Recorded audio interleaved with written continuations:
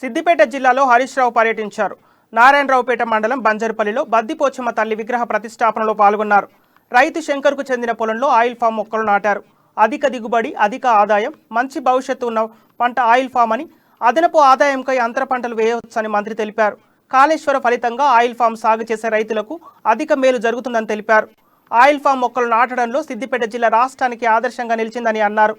TRS ప్రభుత్వం ప్రతిష్టాత్మకంగా చేపట్టిన కాళేశ్వర ప్రాజెక్టుల ద్వారా సిద్దిపేట జిల్లాలో జలశాలతో ఆయిల్ ఫామ్ సాగుకు జిల్లా అనుకూలంగా మారిందని మంత్రి అన్నారు. ఆయిల్ ఫామ్ లో ఈ కోతుల బాధలు చేతికి వస్తుంది. సో ప్రతిసారి ఫ్యాక్టరీకి మనం పంట పంపగానే వారం లోపలనే రైతు అకౌంట్ లో డబ్బులు పడతాయి. సో ఇది మంచి భవిష్యత్తు ఉన్న పంట. ఇంకా ఎంత పంట పండించినా మన దేశానికి అవసరం ఉన్నది.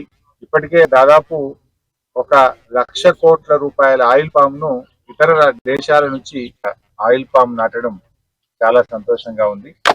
ఈ ఆయిల్ పామ్ లో ఈరోజు సిద్దిపేట జిల్లా రాష్ట్రానికి ఆదర్శంగా నిలుస్తా ఉంది. ఇప్పటికే సిద్దిపేట జిల్లాలో